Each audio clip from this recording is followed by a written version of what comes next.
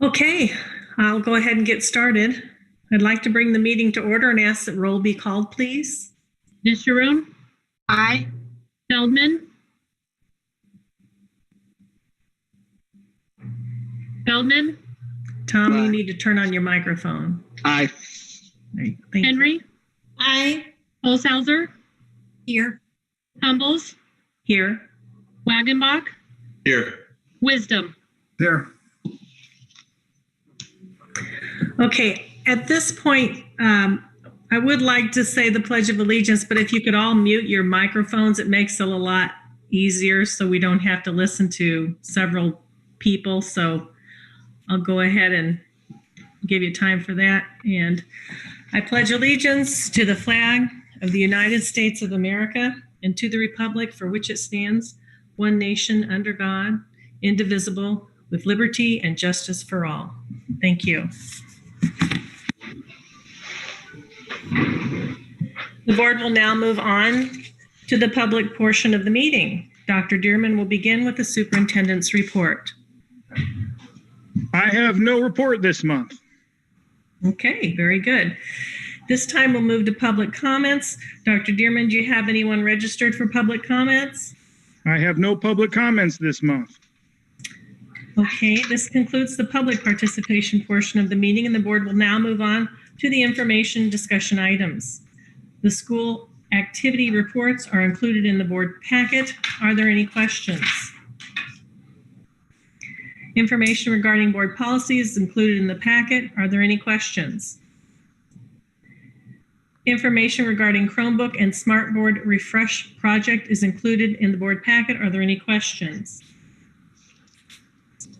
Abby, I have a question on this Okay, thank you. piece of it, and I think maybe I'll start with the discussion here. I want to know a little bit more about the Smartboards. From that, we'll start there with the Smartboards, and just to understand, are the current Smartboards currently functional? Are they working? How long would they remain working? And that type of thing, because we have to, at this point, really watch every dollar we spend. So just want to know a little bit more about that piece of it. I've admitted Ben King into the room, so I'll let Ben speak to that.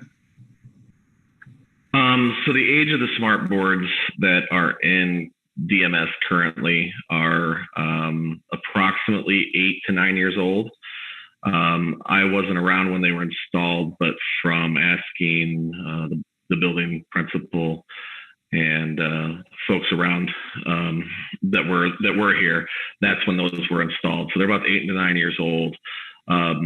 Will they continue working? For the most part, yes. They're kind of older technology, so it's basically a big touchpad that's connected by USB. There's not a lot of those that can break. What we find though is we still spend a significant amount of money on replacing the projectors that have to go with those, as well as some of the amps and other parts of the AV system that go along with those. So that they will continue to work, if that was the question. How much are those projectors when we have to replace those? And is the projector the most costly part, or are there others?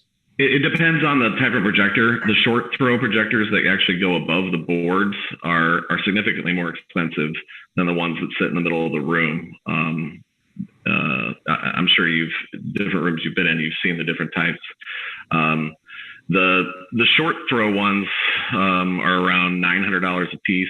The other ones, the ones from the middle of the room, they can range greatly. The cheapest ones are probably $300-400. The most expensive ones are, again, like in the $900 to $1,000 range. On average, we probably spend $500 to $600 per projector when we need to replace them. And what is it for a new one? How often? Well, go ahead. Sorry. I'm sorry. I think someone else did say how often. How often do we replace them? How recently have you changed those, and how often do they need to be changed or replaced? Again, that's part of it. part of the, if you buy the cheaper ones, they just don't last as long. So you have to replace them more often. It's kind of why we get a little bit higher of a tier, but still on the cheaper end of things. I would say they last, it's usually a lamp hour. They last an amount of hours. So if a teacher uses them a lot more, they're going to last less than they would if in a teacher that uses it not as often in their classroom. On average, though, I'd probably say 3 to 4 years they last. Okay, and how much is a whole smartboard, a new smartboard? One for the whole. The quote we have currently is about $2,100 per board. Okay, so $2,100 versus replacing at the highest $900. Okay, thank you. Mm-hmm. Anyone else? You know, Ben, on an annual basis, how much you spend? Like, for example, last year on these smart boards, I'm going to call it maintenance. So I'm looking to try to understand the maintenance versus purchasing new. Just for that building or as a whole in the district? I'm going to say for the ones that you quoted on here, I don't want to, I'm trying to look apples to apples. The ones that we have in this presentation, how much would you have spent on an annual basis last year for maintenance on these smart boards? That's tough to say. But if I had to guess, we probably replaced 3 or 4, probably $1,500 to $2,000 total, or? Well, just for the smartboard portion and the projectors. Well, I guess that may be more because we replaced quite a few bulbs too. Because we're looking at $100,000 here on this presentation, right? So I'm trying to understand. Well, with that, like I said, well, I don't know if maybe I didn't say that, but you don't have to replace the projectors. These are interactive flat panels instead of the type of board that is now, which is just a touch, basically touch sensor that you project an image onto. These are, they run their own software, so they can be used without a laptop. They also, basically you can use it without anything else. It just acts as the center of the room, and you get rid of the projectors, so you don't have to buy any more bulbs or those things. Okay, well, maybe with the help of Damon, he can get back to us with a yearly maintenance cost of the ones we currently have. Would that be helpful, Teresa? Well, I could definitely pull out the invoices too from DMS and figure out exactly how much we spent, if that's what we want to see. Well, I'm very cognizant of where we're at financially right now, so we need to make sure that we make the right decisions, especially when we're looking at 6 figures at and the next thing we go into is much more. So just want to make sure we make the right decision here. Abby, I have one other follow-up to that. Sure, come on in. Yeah, and I don't know if Antonio is around, Dr. Dearman, or on the line, but Ben, if I heard you right, you said that all or most of the smart boards are working now? Well, sure.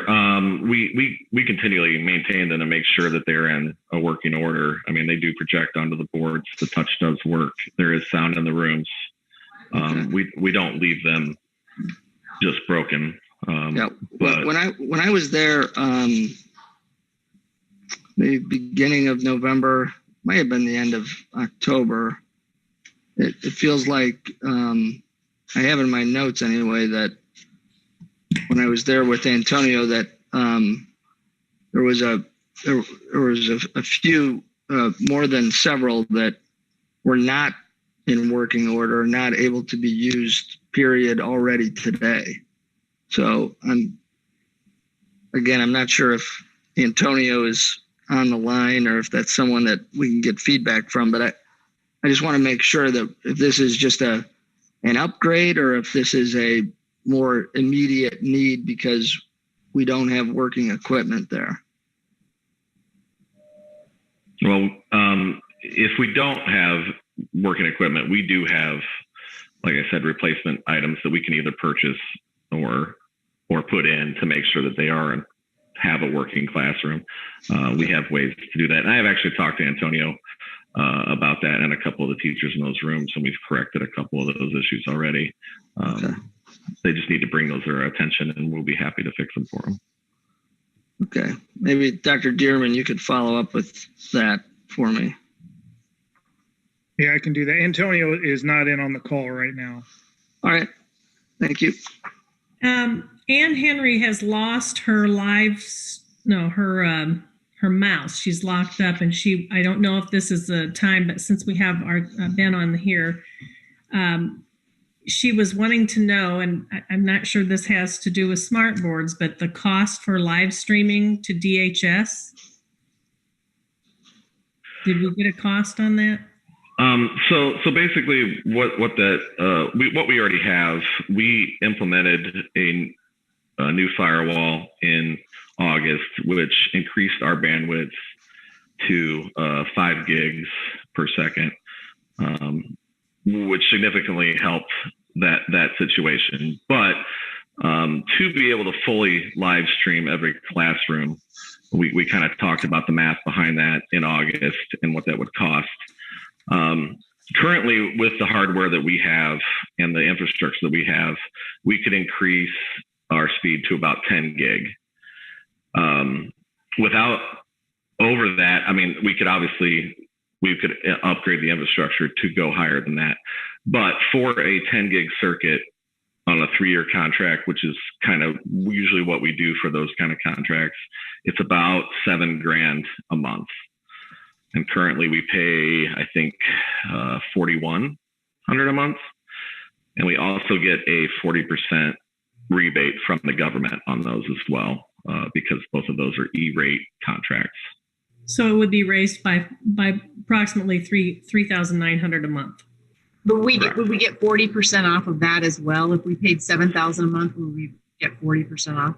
Yes, the E-rate contract we signed is going to be 2 years old here in February, so we'll have one more year on that. And if we chose to go, we would just with a bigger circuit, basically, then all we'd have to do is sign a new contract and submit that to the government through the Erate program. And yes, we would get 40% for that as well. So am I on? Can you hear me? Yes. So also that's a monthly fee. Can you turn that on and off as needed, or is it like an annual contract where you have to do that for the entire contract? There are circuit and contracts available that have a baseline, like, for example, you can have a 5 gig baseline with a 10 gig burst, where then you pay for when you need that extra bandwidth. I haven't looked into what that would cost and if that's even available for us through our current providers or people that are able to provide it to us. And when you do this, would you be able to do it like for only the high school and the middle school? And would that then be a lower amount of bandwidth that you would need? That's not how that works. We actually have one dedicated internet circuit for the whole district. Okay. So yeah, it's kind of a one thing. It doesn't seem like it would be that much more of a cost to the district to upgrade to that 10 gig. Is that your impression? That's true. I mean, costs of circuits are constantly declining, and as people get bigger and better circuits, that's always happening. So yes, would that cost have been significantly more 2 years ago when I signed the 5-year deal? Yeah, it would have. And in a year from now, it could even be less than that. So I'm just trying to be conservative and realistic, and I'd rather give you something a little higher than lower. I appreciate that. And if we did that and we wanted the ability to live stream, how long does it take to get that implemented? To upgrade the circuit itself, because of how that works and it's already fiber, it usually doesn't take very long. It takes basically the ISP turning up the circuit to allow more data to flow through it. So in that case, it wouldn't take very long. Like I said, though, if we go above 10 gig, then you're changing the whole infrastructure basically, because you've got to bring in either a separate strand that you're gonna light, and we're gonna have to basically get more pipeline between our buildings. and upgrade our network to be able to handle that kind of capacity. And the reason I'm asking, because this just kind of came along when we're talking about the technology, is that with our remote students, just in the high school, from the data I understand, about 84% of our students are either remote or they've been quarantined at some point in the semester.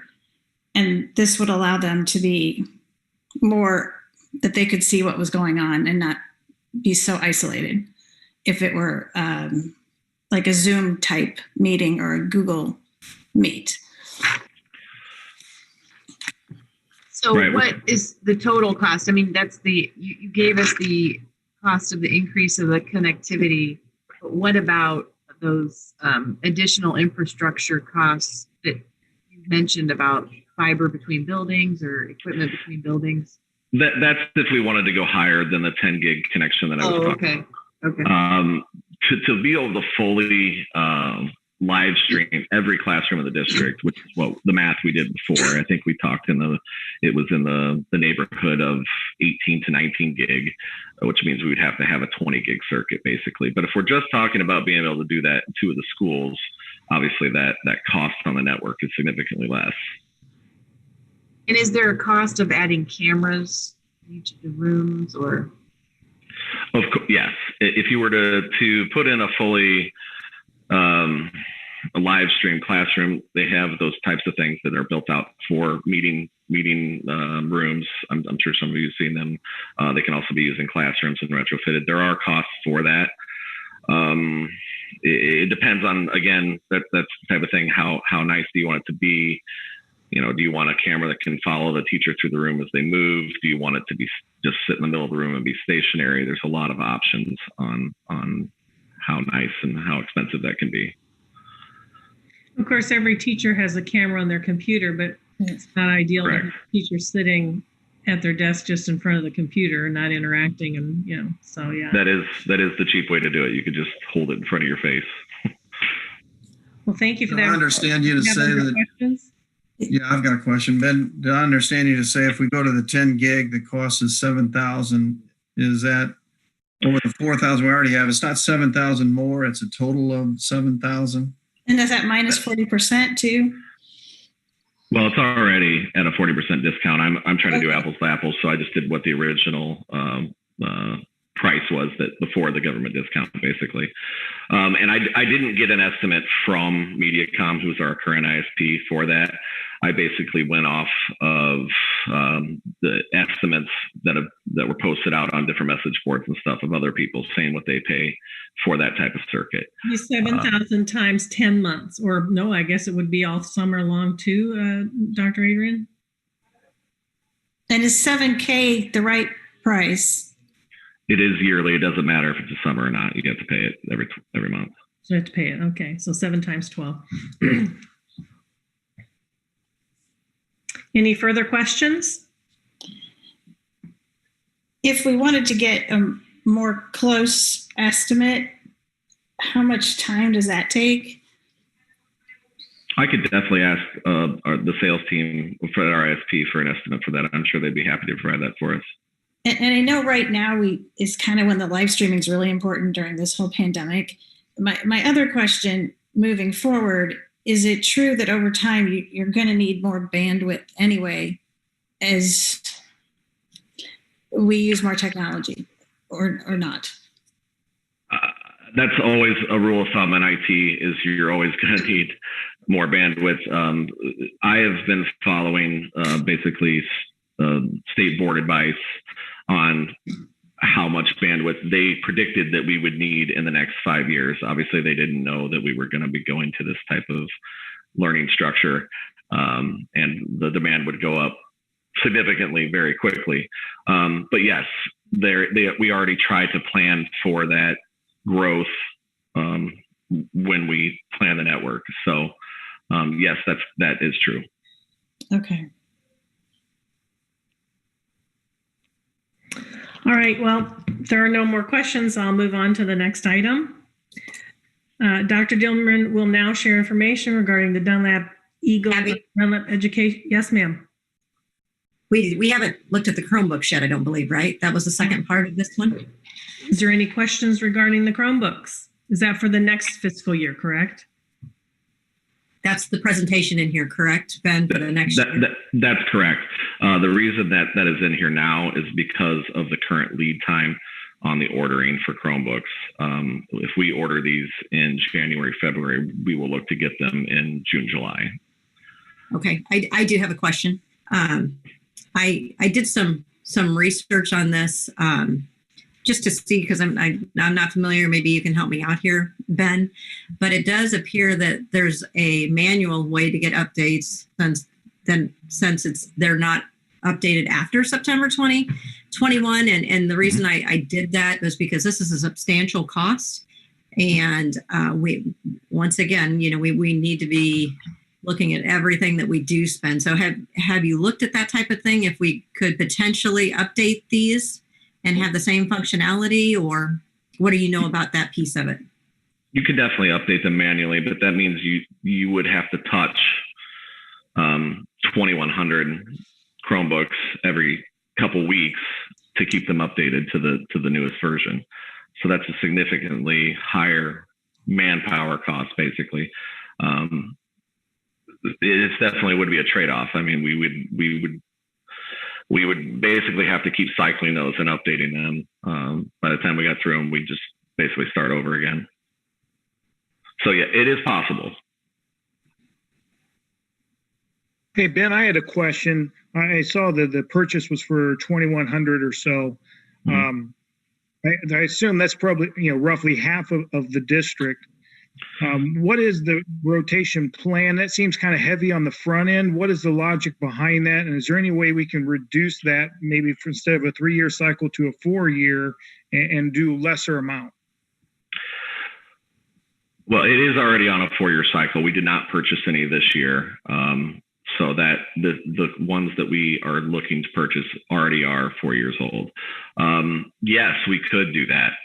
The reason that they were front end heavy was part of these. We did a pilot before we did 1-to-1. That's also a bigger grade level. We're doing 4th through 8th basically. So it is 5 grade levels instead of 4 that we normally do in the other years. This also includes some of the ones that we have used for aides for some staff members in lieu of buying them a laptop. So that is saving us money on that end as well. But yes, we definitely could purchase less and then make sure, but we would just have to buy the other at the other end. Basically on the 4th year, we wouldn't have a 0 for that year on purchasing them. The other part is we will run into the auto update again on the high school ones. Those expire in July of 22. So we would run into that end on the 3rd year, not next year, not the year after that. So Ben, the reason you had the 2160 though is because those are the ones where the auto update expires in September of 2021, correct? That's correct.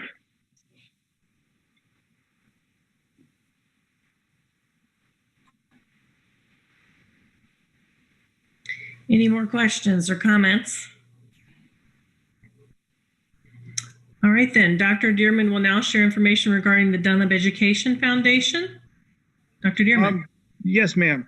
With us, as you can see on the screen, is Darcy McQuillan.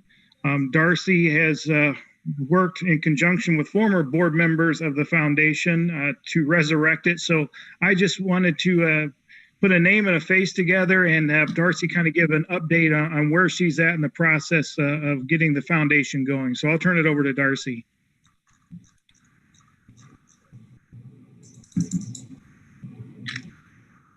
I can't hear Darcy. We cannot hear you, Darcy. You're on mute. There you go. Hear me? Barely. Yeah, we still can't hear you very well. Okay, I'm going to take out. Hear me better now? Absolutely. Thank you. Okay, sorry about that. Trying to drown out the noise. Yes, so I met with former board members, and according to the bylaws, to resurrect the board, we had to get some official resignations that had not occurred. And then we voted in 5 new board members. One from the district is Damon Hackett. And we had a special meeting to move forward on reestablishing the 501c3 that has expired, as well as getting the tax forms and the necessary paperwork done for the IRS. And then from there, we're going to be able to, once we get that approval, we'll be able to start moving forward on fundraising in January of 2021. I've also met with all of the school principals to talk to them about the different needs. ID followed by pound. Sorry. All the school principals to talk about the needs and gaps that they have from this COVID year, because we also need to discuss what the funds are going to be going towards as we look at what was established before. Some of it is going to need to be looked at to possibly change for the future.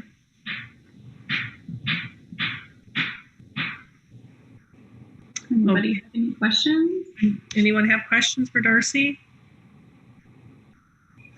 I would just say that, I'm really glad that we're doing this. I think there's a great opportunity in reaching out to alumni and having special events to raise money, and anything that we can do in these budget times to support our schools and fund some things that we are not able to in our regular budget. It's a great thing. So I really appreciate you taking this on and the work that the board foundation is doing. Thank you, Karen. I agree.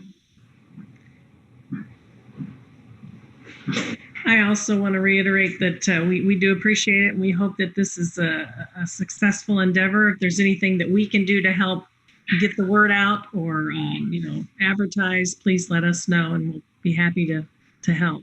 So okay, yeah, I'll definitely come back with a plan in January after we've got everything reestablished. So thank you. Thank you. Anyone else have any further comments before we move on? Thank you so much, Darcy, Thanks, for joining Darcy. tonight. Information regarding the CIPCO withdrawal plan is included in the board packet. Do we have any questions? Emily Barnes has joined us, and she has a presentation. Emily, I've allowed you to share screen, so if you want to pull up your presentation, you should be able to do that. All right, give me a second. Let me share.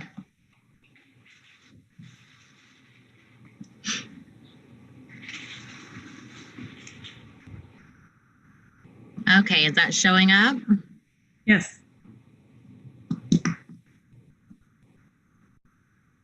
Okay. All right, well, good evening, everyone. Thanks for your time tonight. I am Emily Barnes. I am the assistant principal at Ridgeview and also one of our student services coordinators. You might remember last December, I presented alongside Alyssa Hart for our proposal to withdraw the ECE program from CIPCO, and we were able to successfully do that. So this is our first year with Dunlap Preschool, and that was all part of this process as well, which I'll kind of get into in a little bit. But this presentation is really just going to briefly outline the remaining steps that we need to do to complete that withdrawal process. And the first step being is having board approval. So once we have that, then we can really move forward in getting a more concrete plan in place. So the rationale for why we are planning to withdraw from CIPCO is really two main things. The first one is we really truly believe that we want to take care of our Dunlap students with Dunlap staff. It really just allows for a little bit more control and yet flexibility on how we provide those services to them as our students' needs adapt and change over the years. And then the second part is just making sure we're being financially responsible and how we're utilizing our funds. We pay a pretty hefty monthly bill to CIPCO, despite not really using many of their services at this time. So there's a slide that we'll get into in a couple that talk about our savings we've had the past few months. So moving on, if you're not aware, the CIPCO is the Special Education Association of Peoria County. There are 17 different school districts that make up CIPCO, and we are one of those, obviously, one of the larger ones. and a little bit of history of how Dunlap has been gradually withdrawing their services over the years. So it really started out with our special ed teachers and our speech paths. Those have been Dunlap employed for quite a while. Back around 2009, 2010 is when the life skills program became a Dunlap program. The elementary classrooms are housed at Banner, and then we have classrooms at Dunlap Middle and the high school. And that was the year we also started having our own social workers and psychologists. And then in 2019, we hired our own motor team. So that includes an occupational therapist, physical therapist, our CODIS, PTA, and adaptive PE. And then, like I mentioned earlier, this year was the first year for our Dunlap preschool program, which is housed at Hickory Grove, just as it was when CIPCO was the one in charge of that. And we were able to keep the same classroom teachers and everything. We just hired them as Dunlap staff rather than CIPCO staff. So that's been going well. So currently the services that we still have within CIPCO, the biggest chunk is the emotional disorder and behavior disorder program. So we are utilizing that for about 11 of our students, and the places that you see there on the slide are where those classrooms are held. We also utilize the hearing consultant and audiologist through CIPCO, which is a very small service for our students. Their vision and hearing screenings, and then their special ed legal services. So the numbers that you see on your screen are actually, the top says 3 months, but I ended up adding another month. So over the past 4 months, you can see on the left-hand column, that's the amount that we paid monthly in those months of 2019. And then so far in 2020, our bills monthly have gone down significantly. And really that's mostly because of pulling out the preschool program last year. So over about 4 months, we've saved $140,000. Emily, can I ask a question while we're on this? Is this just the dollars that we're not having to pay to CIPCO? That's what we're tabulating as our savings? That's correct. You know what, Mike? I'm sorry. My computer muted you and I didn't realize it. So I didn't hear that. Emily, I just jumped in. Yeah, that's correct. So the because we pulled out of the early childhood program, we're not paying for those 2 early childhood teachers through that bill. We wrote them into the IDEA grant for this year. So their salaries are coming out of the IDEA grant at this time. Okay, so this is not really net of any additional teachers that we had to hire to replace the services we're getting from CIPCO. We are saving this amount of money because of the staff that we hired because of pulling out of CIPCO is in the IDEA grant. Right, so it's not coming out of our money at this point. What might it in the future? It may. Damon and I are planning to meet in January to talk about how the grant runs and the money, like through CIPCO, it could change. It may not, but it's something we'll be looking at. Okay, and continual savings, I guess, is what we are. Right. Our monthly bills will continue to appear. The gap will continue to be the way it is on these 4 months that we're looking at. It will continue to be that way. Yeah, so the administrative fees that we pay monthly are not currently decreasing because those are a per pupil assessment, not how many students utilize the CIPCO services, but just how many students are in our district is how we are paying that. And so we will continue to be charged that monthly fee until we are completely withdrawn out of CIPCO. So that's about $25,000 a month. And is Dunlap still the largest district that's part of the cooperative? I know at the time when I worked there it was. Are they still? Yes, it is. Okay. It is the largest. And then IVC, I think, is the next. Thank you. Yeah. Mike, did that answer your question? I'm sorry, my computer muted you, so I didn't hear that beginning. But well, yeah, in part it did. I guess another question I have is we're talking about dropping out of CIPCO and while they're servicing 11 of our students, how many new positions will we have to hire to take care of those 11 students? Yeah. So if you don't mind, I'll talk about that a little bit more in a couple slides. All right. Okay, I'll bring that back up. Okay. I guess it's this slide right here. So the next steps, if we have board approval to continue putting a plan in place, we need to submit a petition to CIPCO and ISB stating that we plan to withdraw. So it's a couple year-long process. Once we have board approval, it doesn't happen immediately. Part of that is because we have to have the other member district's approval. And then we also have to complete a comprehensive plan that is approved by ISB, and that plan outlines very detailed everything we're going to provide for our students and all the services. So, all right, so going back to the ADB program, we currently have 11 students utilizing those classrooms. It's really going to depend on what year ultimately we would plan to take that over, how many students we're going to service because of the grades, and if they move out of district, or we might have kids that move into our district that need those services. So we have 11 now, but we might not necessarily have 11 in 22, 23, if potentially that's the year we plan to do this. So staffing is going to be dependent on that, but we definitely, that's a conversation we want to keep having is we don't want to take over that program if we can't appropriately staff it.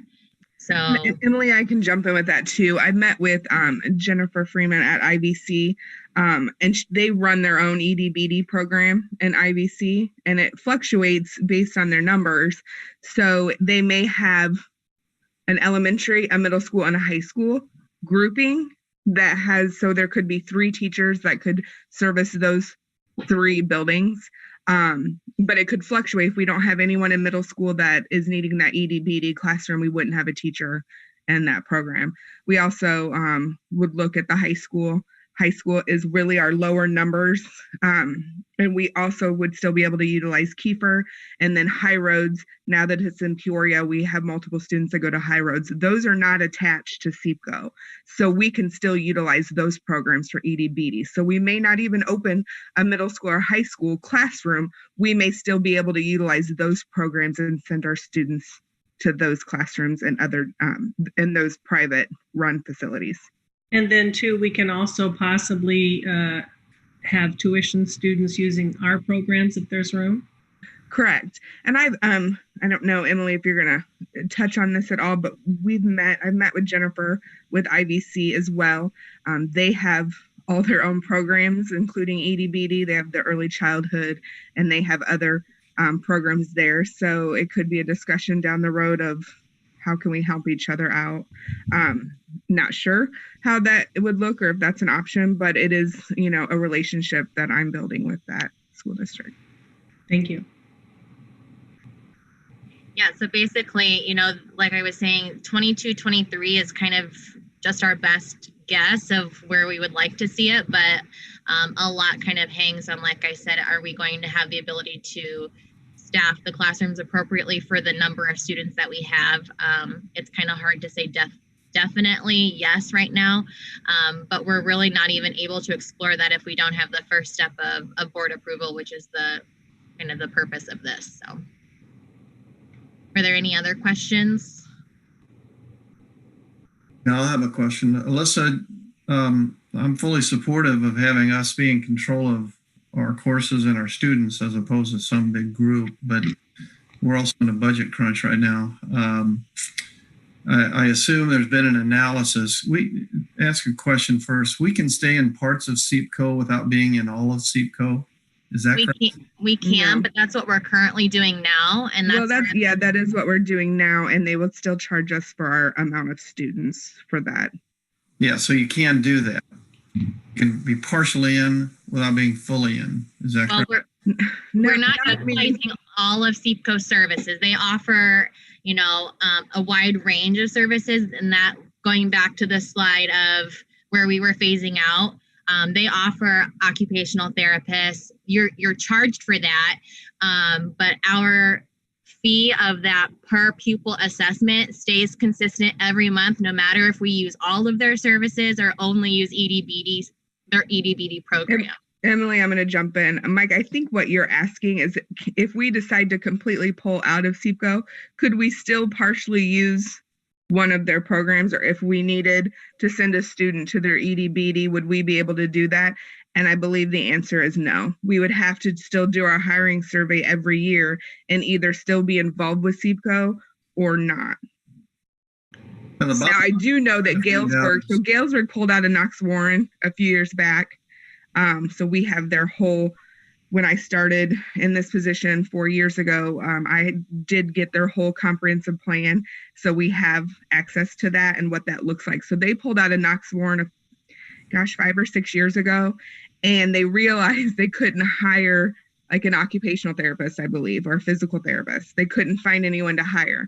So they do contract with Knox Warren to use a piece of their programming, but Knox Warren then has access to charge them whatever they want. And I believe it's very costly. So if we were to pull out of CIPCO and say in 2 years, we're like, oh, I have a student and I need to place them in a program and CIPCO was the only option, that could be a possibility if they were willing to work with me and say, yeah, we would allow you to utilize that. But here's what the cost would be. So 25,000, how much are we paying them a year? We pay them $330,000 a year for the for the administrative costs. That's about $300,000, yes, a year. Our CIPCO bills are with everything included are well over $1 million a year. Right. So the bottom line, pull out. The bottom line, Alyssa, is by doing all that staffing ourselves, we're below that $1 million figure. So there's a net gain to the school district by leaving CIPCO. Is that what I understand? I truly believe that. We would be giving our students the best academic. I've been preparing for this by hiring staff so we really aren't looking at hiring a substantial amount of staff. And I want to see that we're saving money. But I also know that in my heart, it would be helping our students and giving them the best education support here in Dunlap.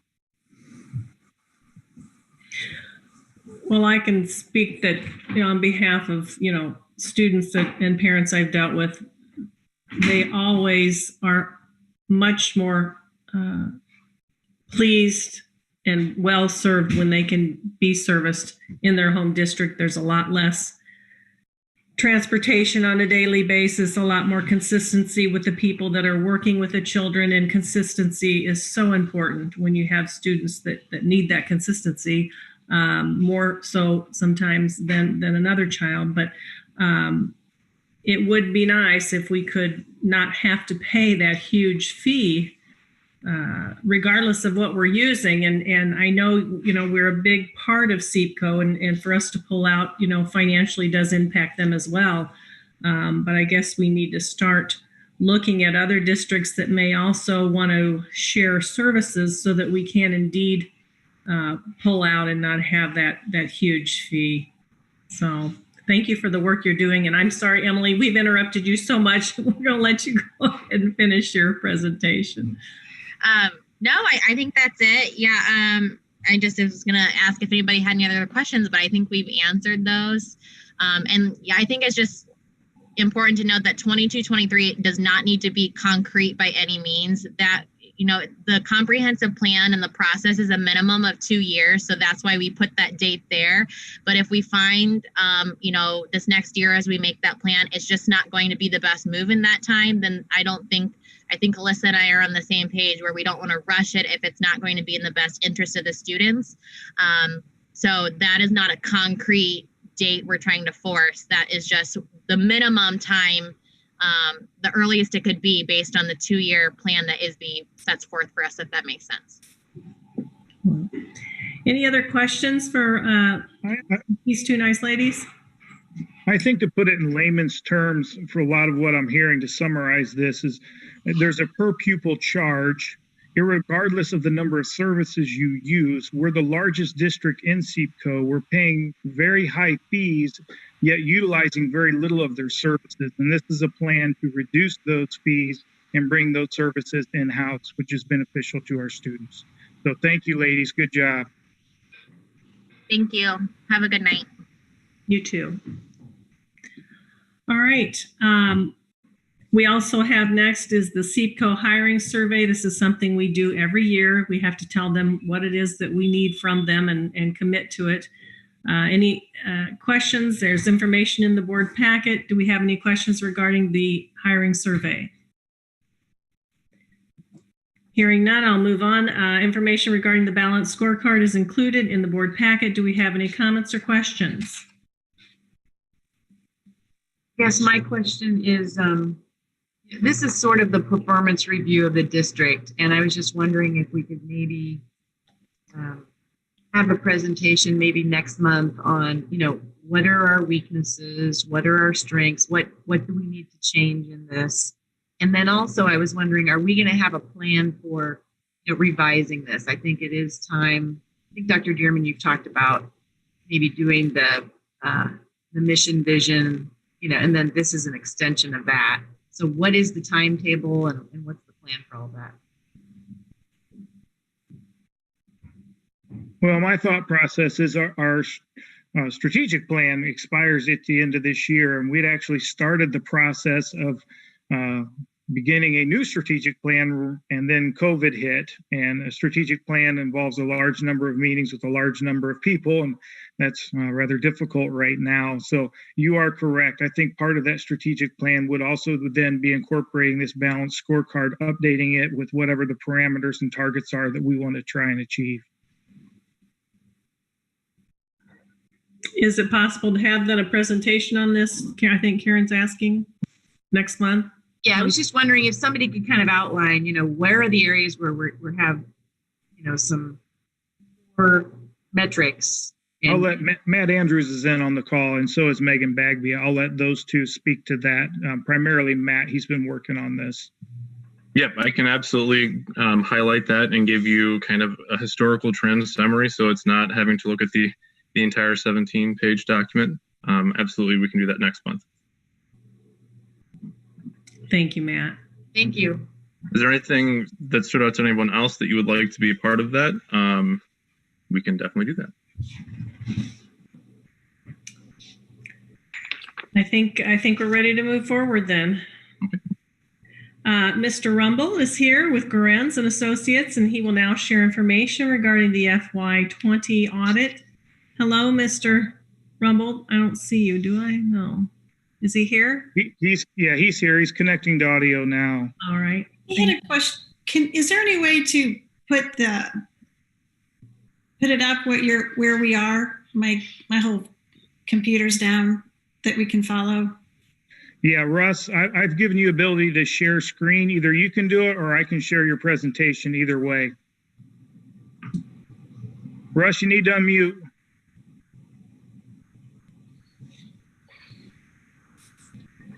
I apologize.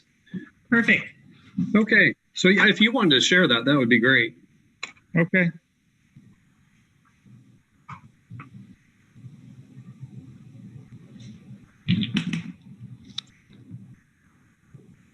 Can everyone see that now?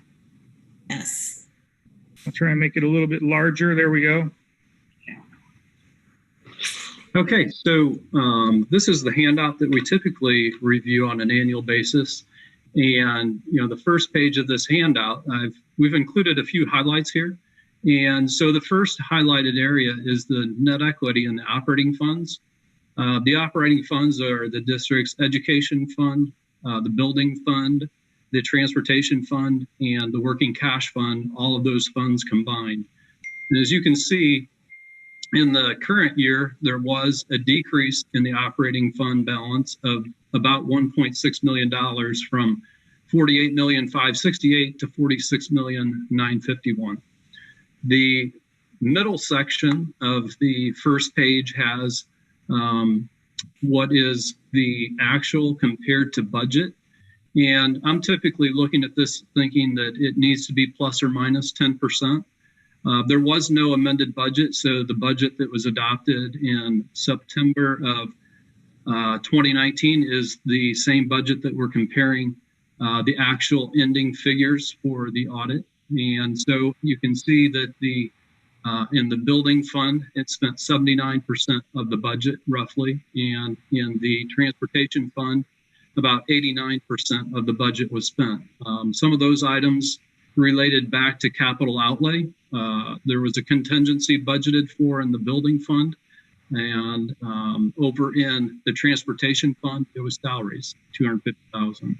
So the bottom section of the first page has the financial profile score. Now we're running through the calculation that ISBE would calculate. Obviously, they are the ones that set the score. We don't set the score, so they may make adjustments that are not included in our calculation, but this is what we think the district will score, and that is a 3.55. You can see that is a decrease from 2019 to 2020 from a 3.9 to a 3.55. That specifically relates to expenditures exceeding revenues in the education fund, building fund, and transportation fund. The 3.9, if we look at 2018 and 19, the reason the district didn't score a 4.0 was because of debt service. The next page of the handout. And again, so there should be some highlights on this as well. I'm focusing typically on the right-hand column here. And that is the change between fiscal years 19 to fiscal year 20. And you can see the subtotal, the first subtotal there is a negative $914,000 or almost $915,000. And that's to say that the district, there's almost $900,000 less in revenues in fiscal year 20 than in fiscal year 19. So what caused that? And as you can see, real estate taxes is the biggest chunk, 1.6 million. Actually, it's more than the biggest chunk. It's $1.6 million of a decline from fiscal year 19 to fiscal year 20. And as we go through this, the positive was funds from federal sources. Those federal sources are primarily the IDEA grant at $528,000, which you just heard a presentation on. You are receiving IDEA funds directly. I should say in fiscal year 20, you received them more directly. In fiscal year 21, I believe that's going to be, you're going to primarily receive your IDEA funding. So that was $528,000. Title I was $88,000 and Title III, $49,000. So looking at the expenditures, you can see the grand total expenditures did increase $2,368,000. One of the expenditures to note was that you did increase, or the district increased, the special education $720,000, and I think that dovetails into what the presentation previous to mine went through. But again, $528,000 more of IDA funds come in, $720,000 more of expenditures going out in salaries and benefits. And as we look through here, payments to other governmental units, I don't believe we highlighted that, but the payments to other governmental units, not all CIPCO, but CIPCO is included in that. So $368,000, that's the third number from the bottom far right-hand column, $368,000 higher than the previous year. And then you can see overall expenditures increase $2,368,000. So as we look at the bottom line, the trend has been 5.4 million positive, 1.6 million positive, and now the deficit of $1.6 million in the current fiscal year. That is a change of $3.283 million. I will say there were some specific things within there. There was the purchase of the land for the new office. There were some IT expenditures, and maybe we'll hit that on some later slides. So yeah, the next page of the handout is where a typical dollar comes from. And you can see real estate taxes make up 76%. There are other local revenues, whether you want to call it corporate replacement tax or whether it's a lunch program or interest earnings. So there's another 8% local. So the Dunlap district is funded primarily from local. And so, we'll talk about this a little bit. Go ahead. Question, Russ. That number has gone down, I think, hasn't it? Is it just because our real estate revenues have gone down? Yeah, I went back to 2009 and took a look. Your local was 86% versus local is now 84%. So yeah, the real estate taxes have declined. Now, we did see in the previous slide, the federal revenues have increased, but some of it is definitely that real estate taxes have gone down.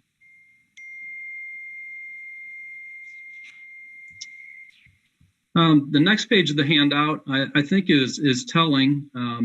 And I don't want to short play your other sources of revenue, but you can see, a new board member, it's very easy to see what is the engine that drives the Dunlap revenue.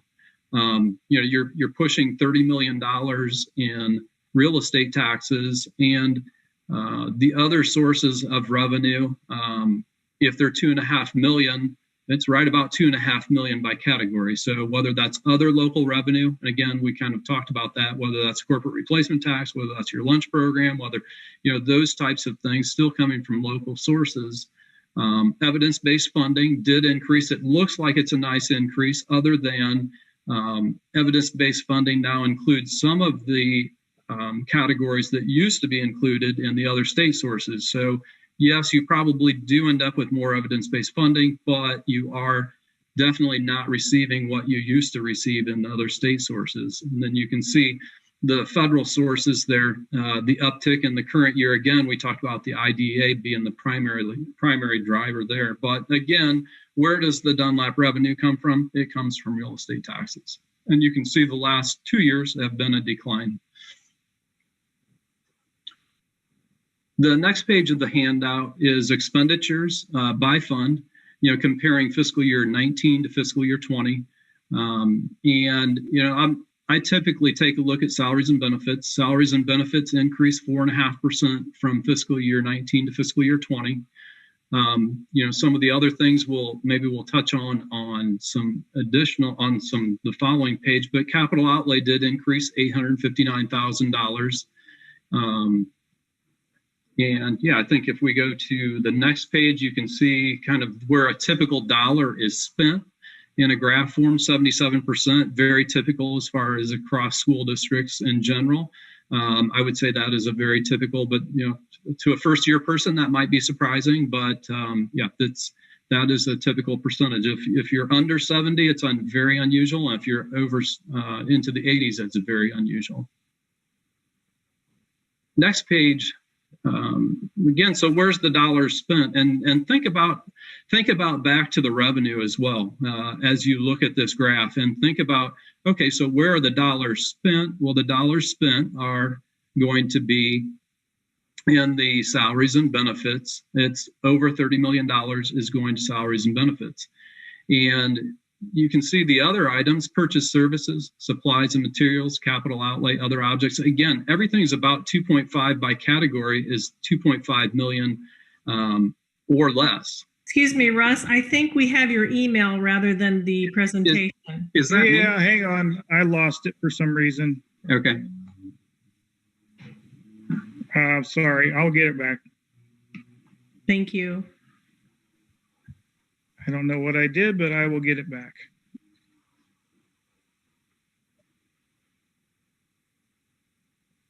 There we go. Okay. So again, so this graph, the first to the left-hand side, that salaries and benefits. Again, that's what I was saying. Think back of your revenues. Your revenues are huge, real estate taxes, and real estate taxes are what? They're declining. Salaries and benefits are increasing, but those are the two biggest factors of this district. Purchase services, supplies and materials, capital outlay, other objects. It goes back to the revenue items we talked about. Was, they're definitely, you would hurt if you missed all the other revenue categories, no doubt. But the bigger drivers are salaries, benefits, and real estate taxes. So even if you cut everything else in half, and not saying you could or should, it doesn't move the needle that great. So salaries and benefits.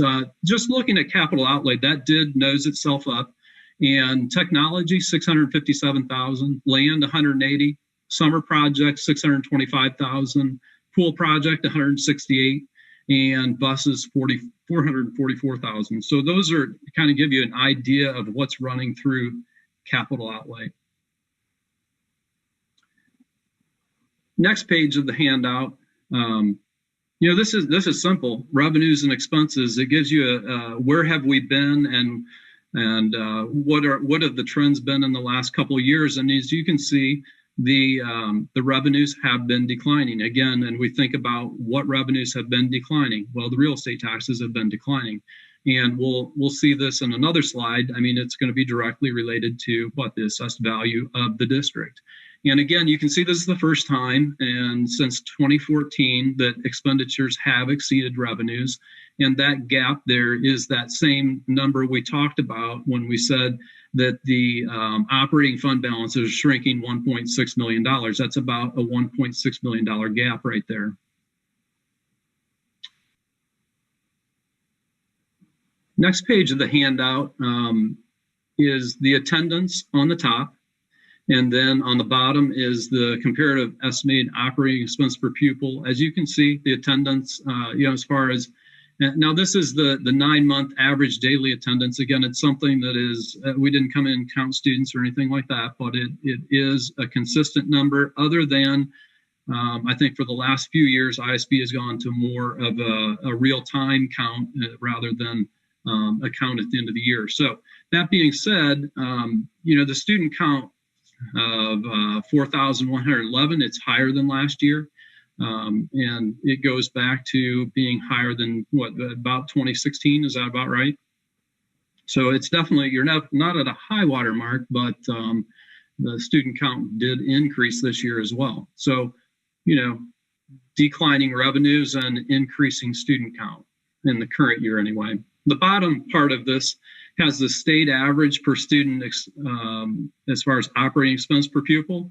And currently the district's spending about $3,858 to be exact, less than the state average. Now that's that does include Chicago, includes all the unit districts. So obviously there's some schools that skew that some, but still $3,858 less than average on the state. So next page.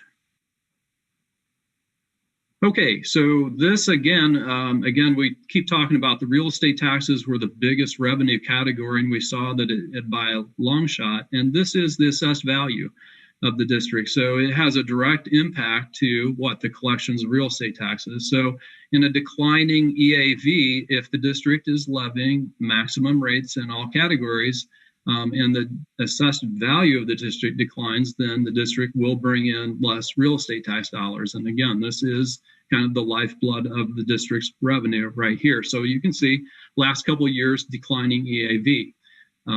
The bottom part of this is the tax rate of the district. And typically in a declining EAV, the tax rate will nose up. And as you can see, last year, 4.4711, and this year, 4.5308 as far as the rate. Now, the larger jump back in between 2013 and 14 was primarily debt service and retirement levies.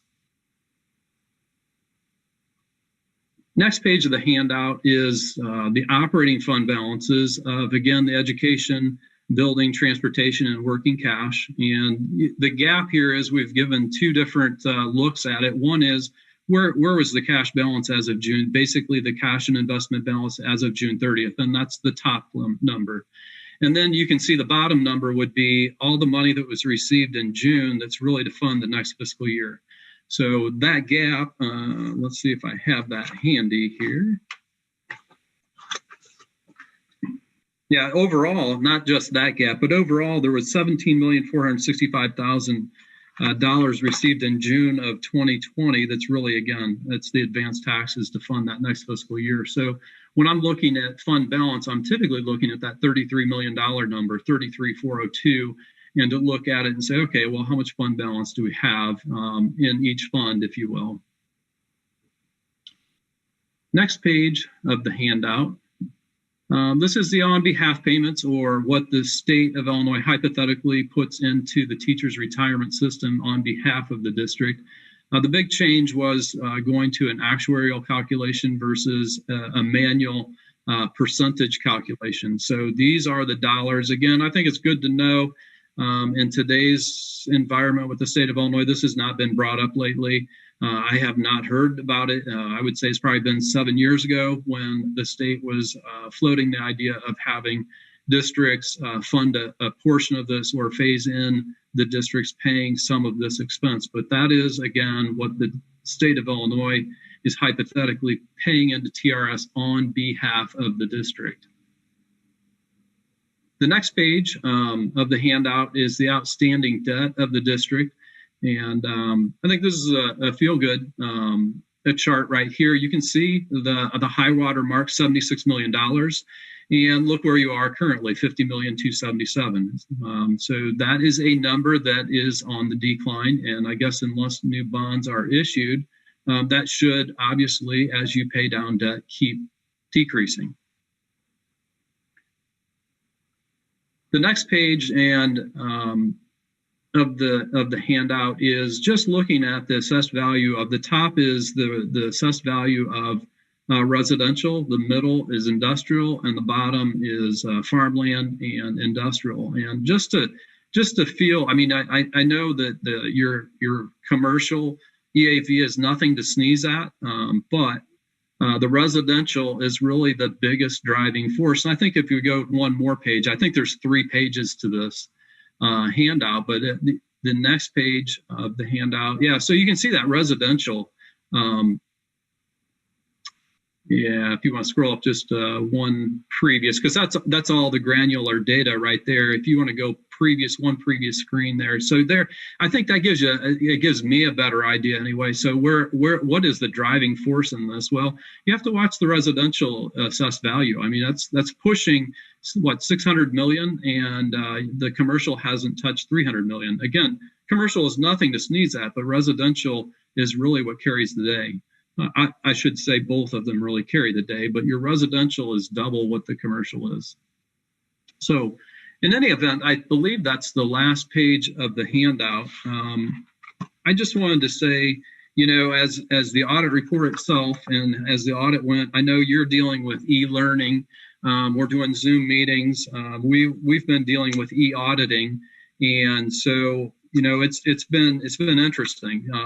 The audit itself, I mean, there's 2 things. You know, we're doing this in December. We typically do this in October.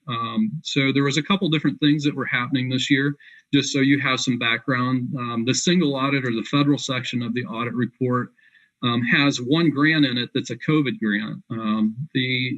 At the federal level, they have not released compliance guidance on the COVID grant. So we ended up getting to the end of November and decided the COVID grant in the Dunlap district is small enough. Let's just move forward and finalize the audit. But that's what's been holding up quite a few of our audits is the COVID grant and the lack of guidance on the federal level. So just wanted to bring that up. So, you know, in conclusion, let's see if I do want to mention, hey, look, the report itself is an unmodified opinion. So as far as that's what you've hired us for, is to audit the financial statements of the district. And that's, you have received, in essence, a clean opinion.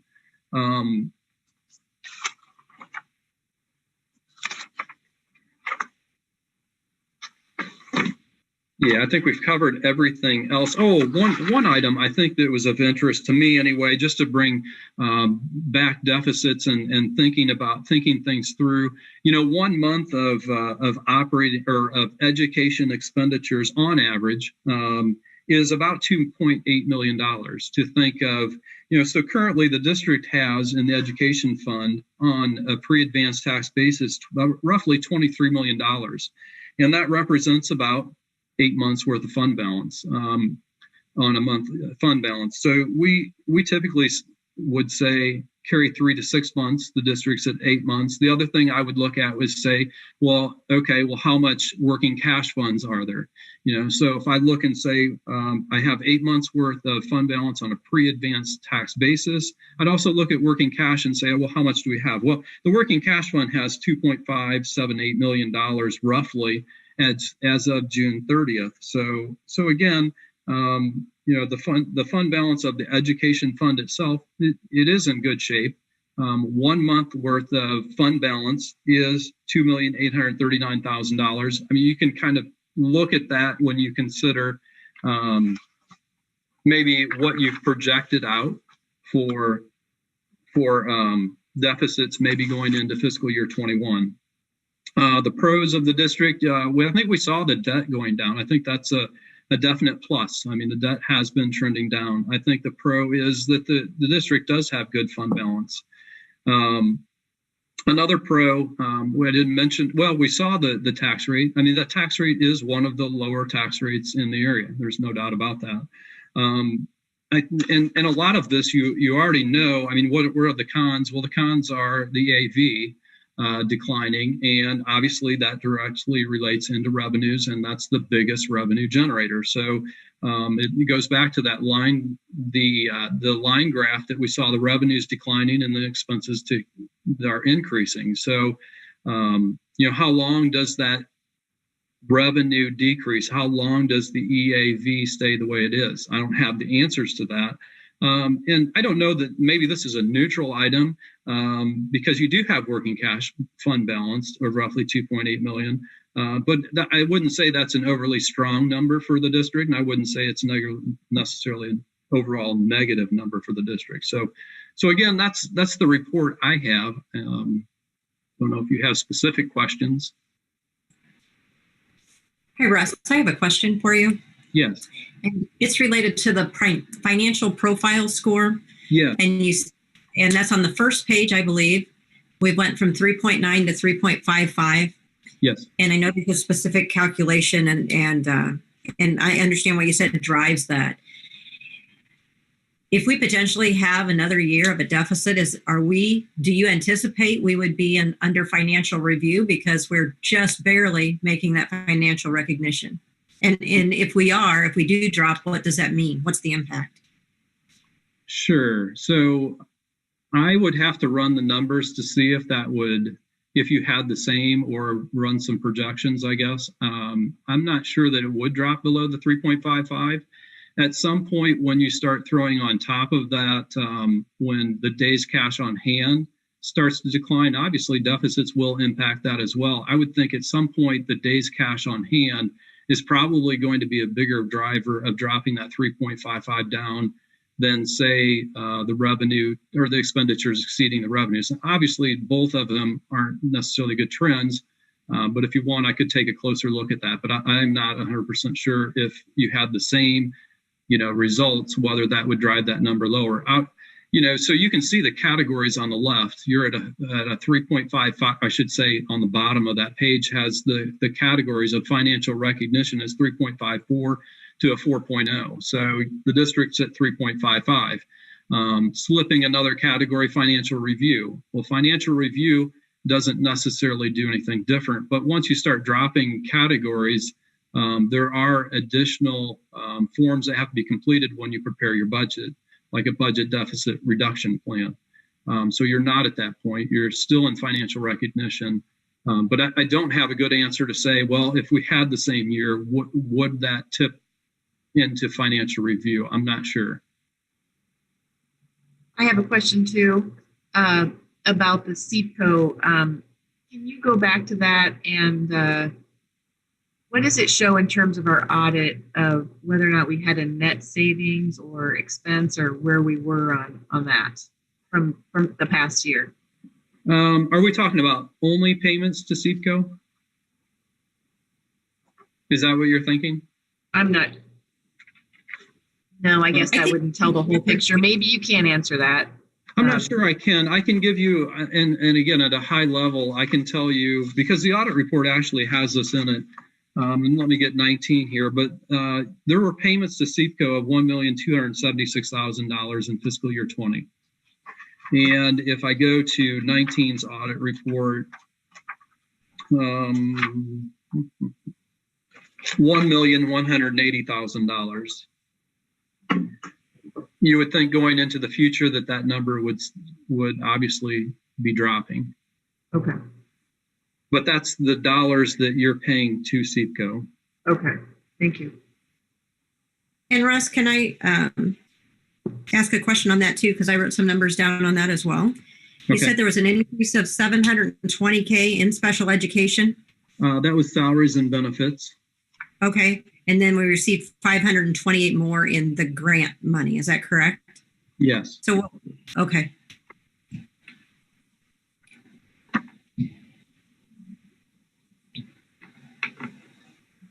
Yeah, 528,000 additional in IDEA funding. And then the 720 was the special ed program, primarily salaries and benefits. Russ, I spoke to you about, I don't know, a week or two ago, maybe a little longer, and we were talking about the fund balances and the money on hand. And, I know we're fortunate to have a reserve, but you said to me that, is it what's too much? But you said, it's not unrealistic to think that if we continue to use some of the money for the deficit, that we wouldn't be having too much because we don't have huge fund balances in our other funds. Do you recall that conversation? Yeah, I believe so. So, the fact that we have cash on hand is a good thing. But with the trend that we have that our expenditures are exceeding the revenue, it is something that we need to start, being very cognizant of. We know that no one can predict what the EAV will be,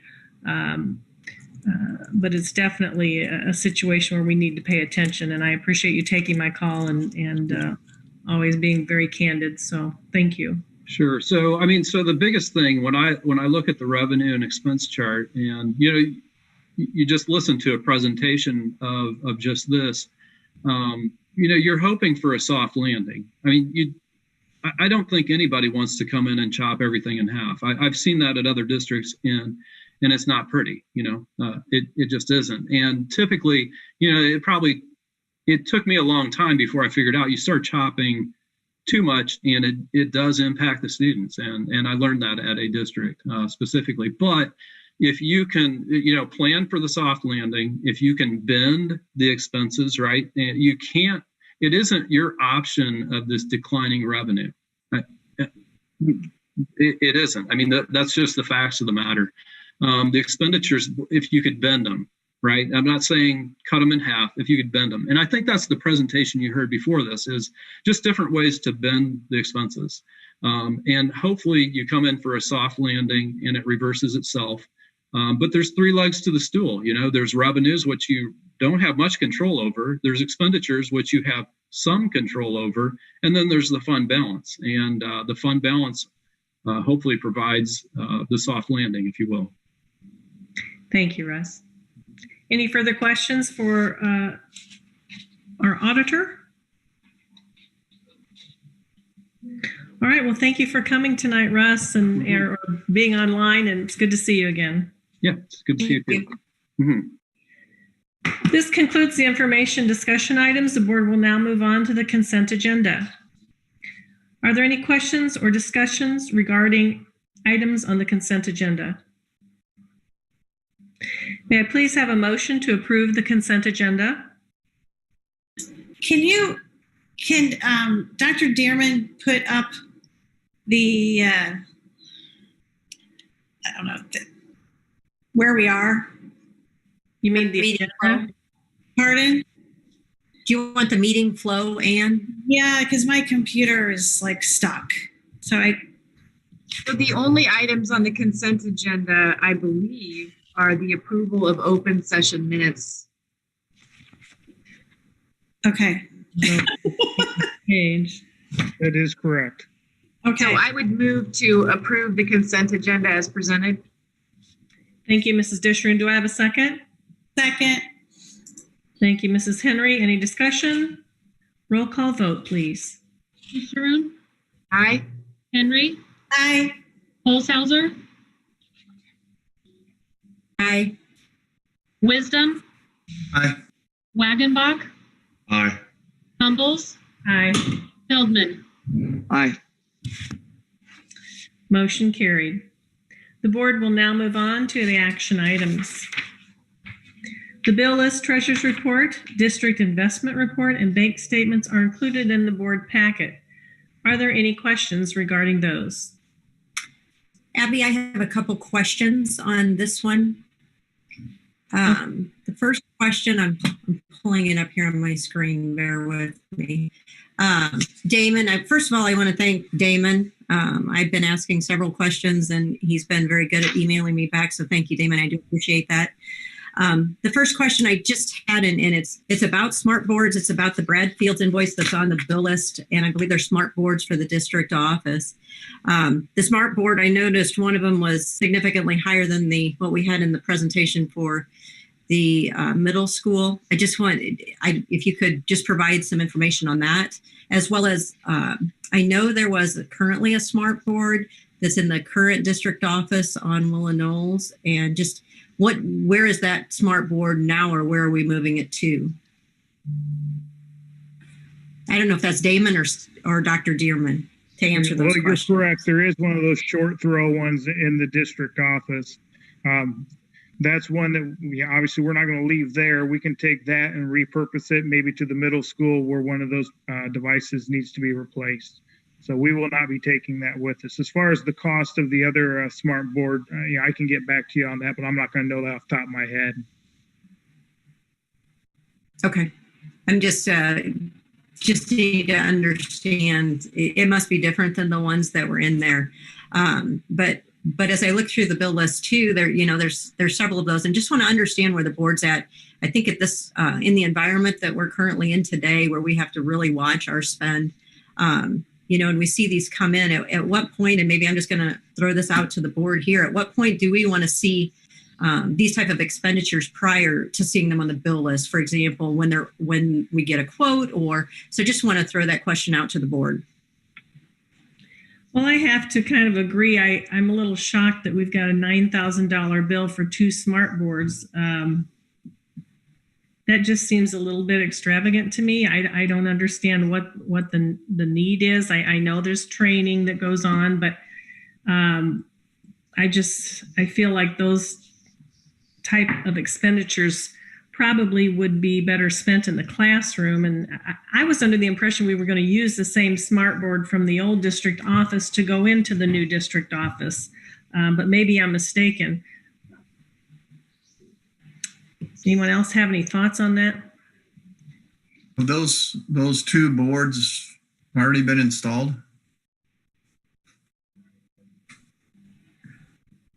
Yes, those were already installed and part of the scope of the build when the district office was built. That was in the original specs for the building?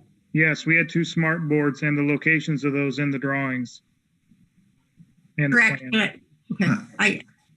Right. Yeah, that's correct. It was my understanding that one would have been utilized, repurposed from the current district office, but based on the information, it has not. So, and one once again was significantly higher than the other. So just asking that question because we definitely are scrutinized on our cost as well.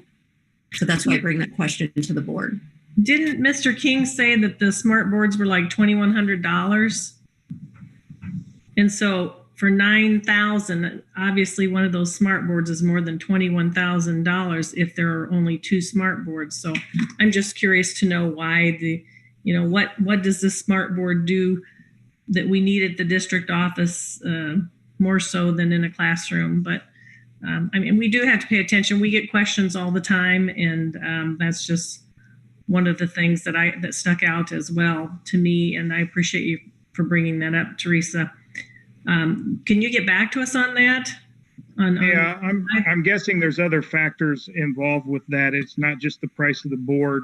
I'm guessing there's some installations, some hardware, some other items that probably went with that. But obviously, I'm not going to know that off the top of my head. Had I had this question in advance, I could have had that for this evening, but I will certainly look into it and get back to you. Well, I think maybe Damon had the, did you not email Teresa? Damon? I received the quote today. Damon, I received the quote today. I believe it was today when I looked at, maybe this afternoon. So it was something that was very quick, a quick turnaround time.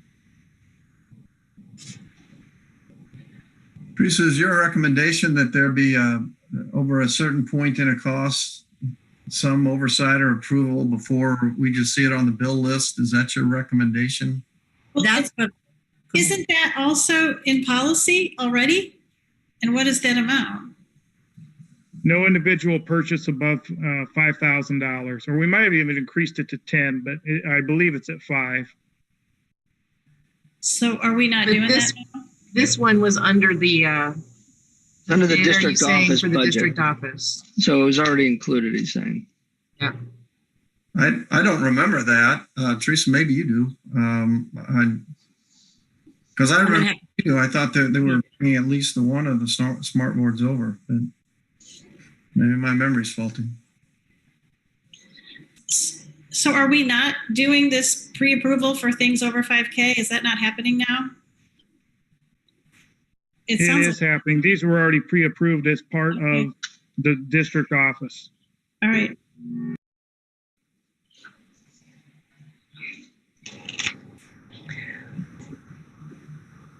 Any further comments? Yeah, I have one, Abby. Sure. I would agree with it's kind of a coincidence there that we're talking about the smart board for the district offices, but yet we just had that presentation about the upgrade for what the middle school needs. So maybe when we get some more information about both, I mean, that'll be helpful. But I did want to make mention of, and I talked to Damon earlier, he and Dearman Dr. Dearman were both helpful in getting back to me right away. But just for a future meeting, I just wanted to make note on the second page of the treasurer's report, that spreadsheet that we had with collaboration put together. I'm just curious, and just for the record, for Damon to circle back as to why the bond and interest payment for this period of time against last year's period of time is so much different on the expense side. So I will look into that, Tom, and get back with you. Yeah, I just wanted to make sure everyone knew that we were both looking at it. And I know you said you were going to look into it. So are you saying it's more than last year at this time, or less? Less would make sense if we're paying down the bond.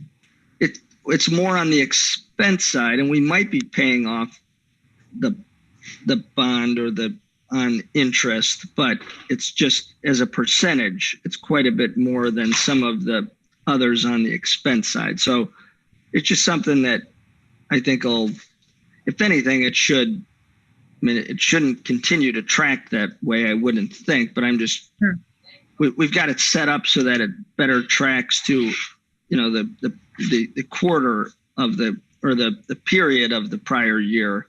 So, but I just wanted to make the rest of everyone aware that we were going to look into. I know we've had some back and forth, or there's been some additional analysis done on the education fund, but there are some other 7-figure swings here that I don't want to lose sight of. Very good. Thank you. Taking a step back on that policy that says expenditures over $5,000 require prior approval. Who's the party that grants that prior approval? Is that you, Dr. Dearman, or is that somebody on the board, or who is that? That's the school board. All right, so somebody is okaying in advance before these things are actually spent. Is that Abby? No, that's the entire board when you vote on those, when they're brought forth in the bill list. But by that time, it could be like these smart boards that have already been installed in our building. They've already been ordered and installed. Is that really prior approval? Well, those are paying bills. Those were part of the scope and sequence of the district office, so those were approved with that at that time. You just said they're like that we have a lot of other expenditures that are over $5,000. Are they similarly like this, that the money, they've already been ordered and we're basically committed to some supplier, some vendor to pay that for something that's already been ordered? I guess I'm having a little trouble understanding how that's prior approval if we're approving paying bills that the checks are already written for. No, that doesn't happen. Anything else that's above that, there's generally an information item 1 month and then action item the next. For payment of bills? No, like if we have a contract for something or we go out on bid, if it's something above 5,000, then the board has to approve that. If it's under that, then it just goes on the bill list without the board action. Is my understanding. That is correct. So if it's in the budget, do we still have to prior approve? You know, if it's in the annual budget? A budget is just a best guess of what the expenses are going to be for the year. There's nothing binding in that. Okay. I don't really think it should be below $5,000. I think then we'd be approving a lot of small things. I can't hear you, Tom. No, I wasn't saying. I thought you were talking. No, I was talking to myself. Yeah, for sure. I agree. I mean, you can't have it below 5,000. I mean, that would be ridiculous. I'm not even sure 5,000 makes sense, but I mean, I agree with, was that Karen that just said that? I mean, you can't go below 5,000. Well, I think the board knows, I think the administration knows that, you know, these are very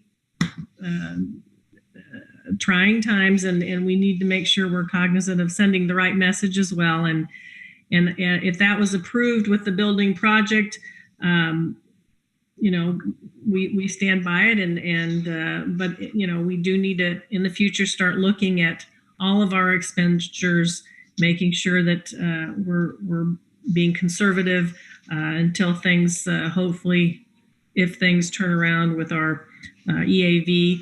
I know we had an upturn in sales, but as the auditors has shown here, the, you know, property values aren't going up immediately. So we still need to be very conscious of our expenditures. And so with that being said, is there anything else that anyone has any questions on before we get a motion to approve payment of the bills? Yeah, can we split off that Bradford bill by itself, apart from the rest of the bills? So take the Bradford bill out? No, just separate it for a separate vote. What is that bill? That's the Smartboard bill. Okay. They're already installed. I'm not sure they'll take them back, would they?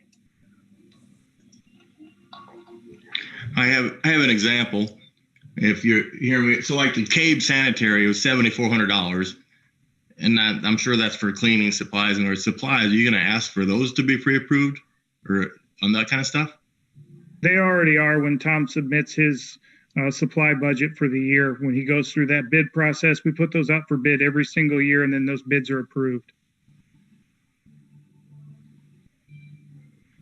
So we approve our contracts, to renew our contracts with all vendors, as well as the attorney, as well as the auditor. So those are, you know, approved yearly. And I saw a fair amount of like football uniforms and equipment and that kind of stuff. Is that pre-approved too, or does that just happen? Are they on a rotation? They're on a rotation and they're on a budget as well. Yeah, I think the $5,000 conversation is about a one-off or 3-off or 8-off items, right? I mean, there are a certain amount of expenses that are just included in the budget period that are just reoccurring and they're annualized, and we're not reviewing those on a regular basis. We're talking about the new items or replacement items that aren't budgeted as part of the operating, about the annual operating plan that we're looking for that additional sign off on. Correct, Dr. Dearman? That is correct. Okay. So, Mike, are you asking to move to pay the bills with the exception of the Bradford bill? No, they're already installed. There's nothing we can do about it. So don't separate it out. All right, then may I have a Abby, motion? I do have another question. Oh, sure, I'm sorry, Teresa. I just wanted to, and I know there's been a lot of communication and about the finances here. We're 5 months in, and we just had the report from last year from Russ Rumbold, and I took a few notes here, and maybe Damon, this is for you. And I just want to bring this up to see, and I know that you've been putting a lot of effort into what we estimate where we're going to be, and some of the notes that I did take during the Russ's presentation, and I took a look at where we were, and I think on the second page of the Treasurer's report too, that you do have where we're at year to date for the 5 months.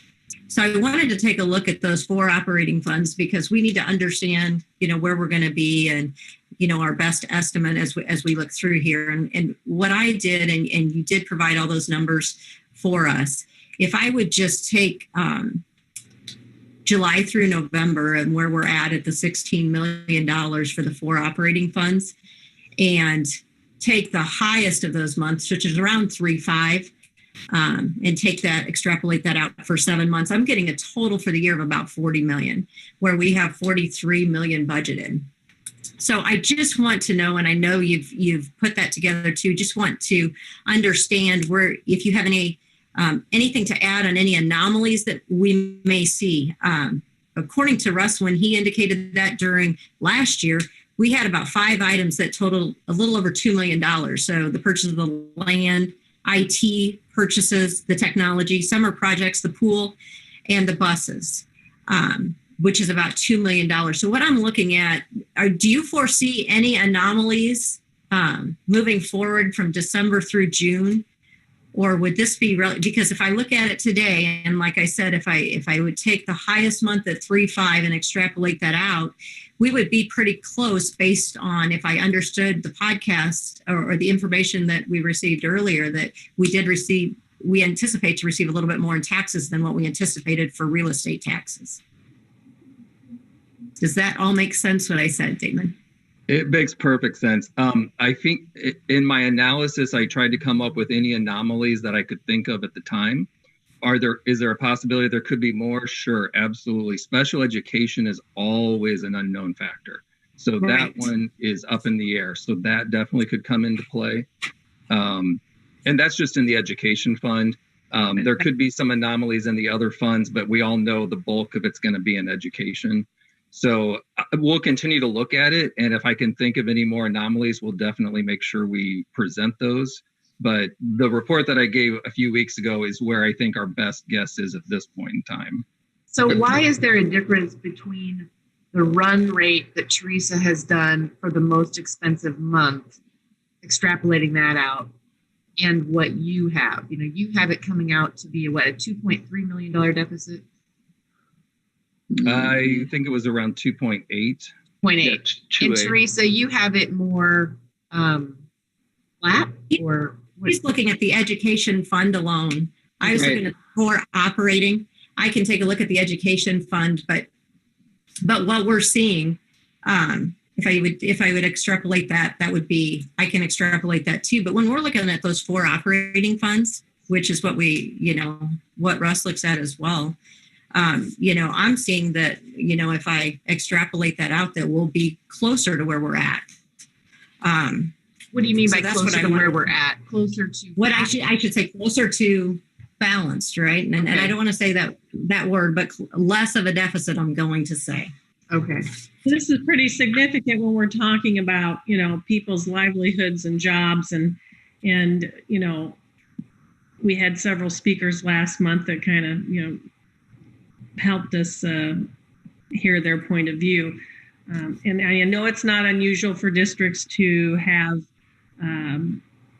employees that are honorably pink slipped every year, and then they call them back in the fall when they see what the true numbers are. But, I think it's pretty important when we're trying to make decisions about possible reductions that we can get as close to what we think it's going to be as possible. So, Damon, in your latest projection of $2.8 million deficit, does that incorporate that potential $1 million extra of real estate taxes? It did include part of it. I'd have to go back and look exactly where I was because we have received more real estate taxes since I did those projections. So we really ended up, this is a good number to keep in mind. We are very close to 99% collected on our property taxes. So how much more is that than what you budgeted? I'd have to look. So the budgeted amount the board wanted to do was 95%. And for every for every 1% increase in property taxes, it's approximately $250 million in revenue. So some of that was calculated in there, but we hadn't received our final payment. But we have received that now, so I'll be able to update some more information on that.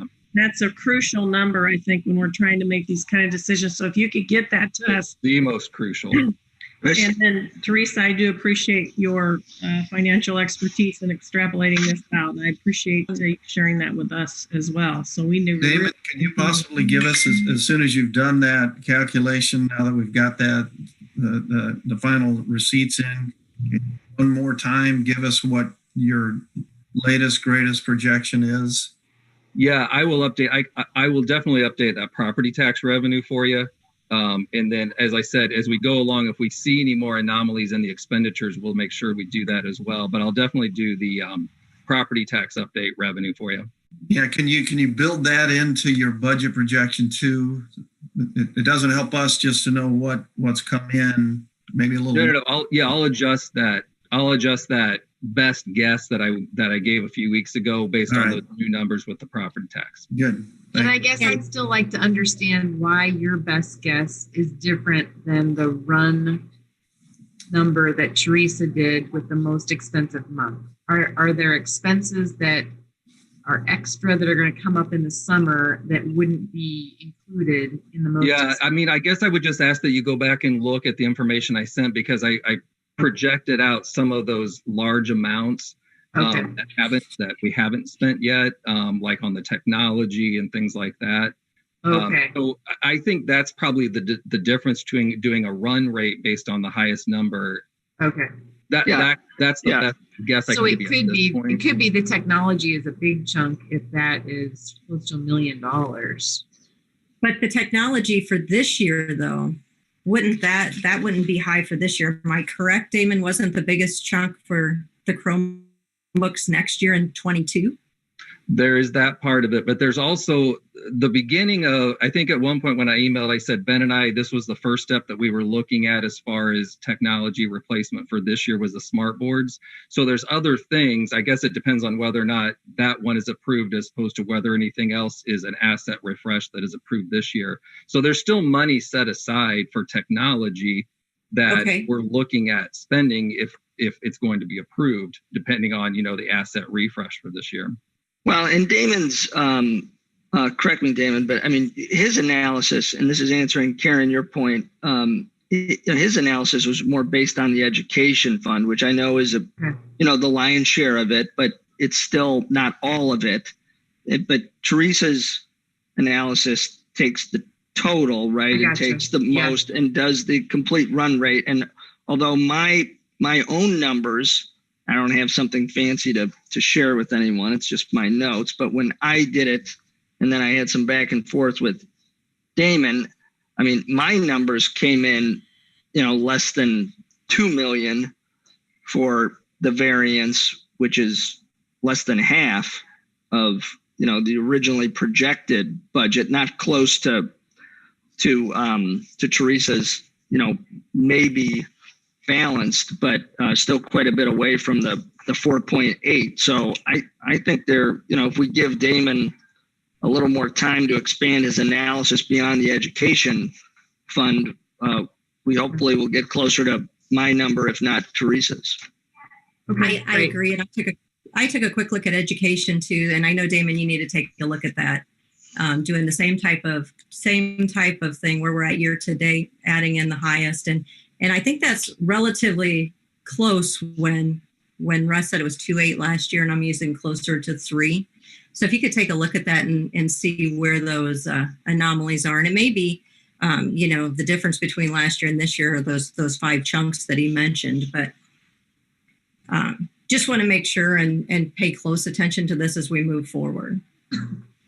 I would just like to say in my layman's terms, these numbers are coming in better than anybody expected, and they're still not great. They're still not what we're used to in the past, but it's looking like the sky is not falling nearly as badly as we thought it was going to be this summer. So the sooner we can get these numbers, Damon, before next month's board meeting, it gives us better ammunition as to where we need to go. But I'm encouraged by what I'm seeing. I'm sure everybody else is too. So let's hope it continues. May I have a motion to approve the payment of the bills?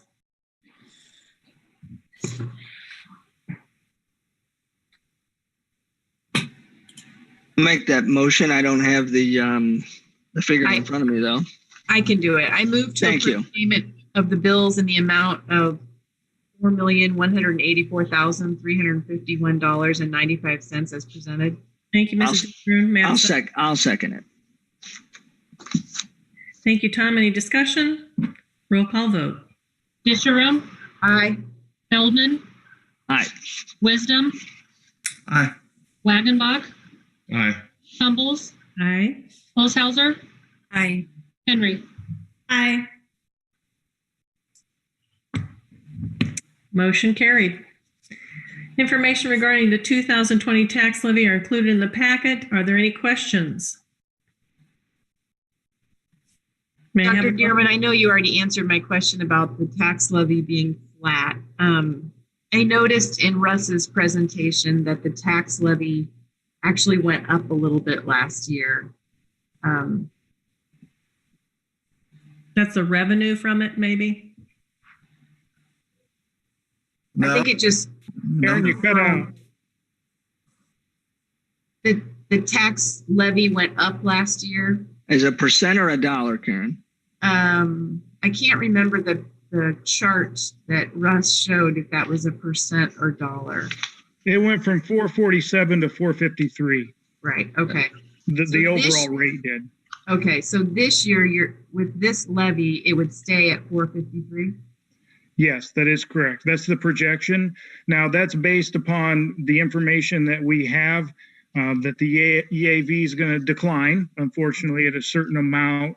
And that, that's why we do a levy worksheet, so that you can balloon, and if things change, if the assessor is wrong, which generally they are. I think they were off by about 0.8% this year, Damon. Yes. There's more money available. That's why we balloon, so then we make sure to capture those dollars. So if the EAV is not as low as they think it is, then will our rate go up like it did last year?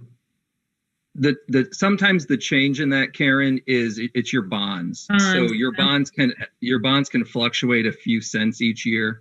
So usually that's where some of that change comes from, for the most part. We don't set the bond rate. Right.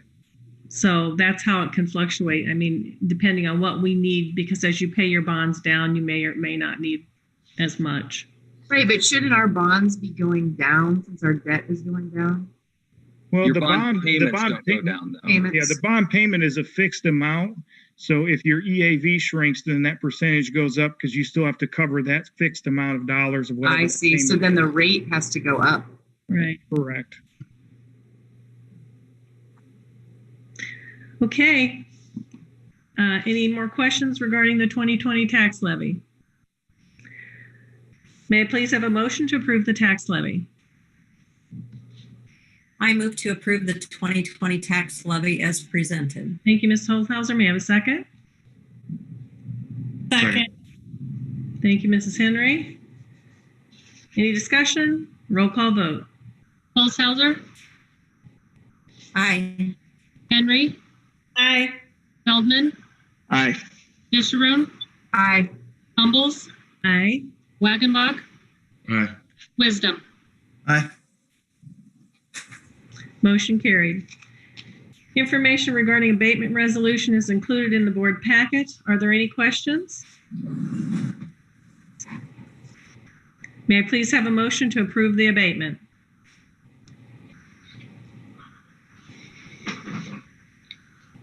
I move to approve the abatement resolution as presented. Thank you, Mrs. Disharoon. May I have a second? I'll second. Thank you, Mr. Wagenbaugh. Any discussion? Roll call vote. Roll call vote. Sorry, Disharoon, Aye. Wagenbach, Aye. Wisdom, Aye. Humbles, Aye. Holshouser, Aye. Henry, Aye. Feldman. Aye. Thank you, Debbie. Motion carried. Information included in the board packet regarding Dunlap High School new course approvals. Are there any questions? May I please have a motion to approve the course approvals? To approve the course approvals. Hold on a second. Are these the ones that are art history, French? I'm just pulling it up. That is correct, Karen. Okay. So I'd just like to add in some additional classes. Ann and I met with ICC and also Megan and Scott, Dr. Adrian and Dr. Dearman about adding some dual credit. So when we have this motion, I would like to add those classes as well. There's Philosophy 112, Comm 110, Math 110, and Math 111. Correct me, Megan, if I have those numbers wrong. Those are all correct.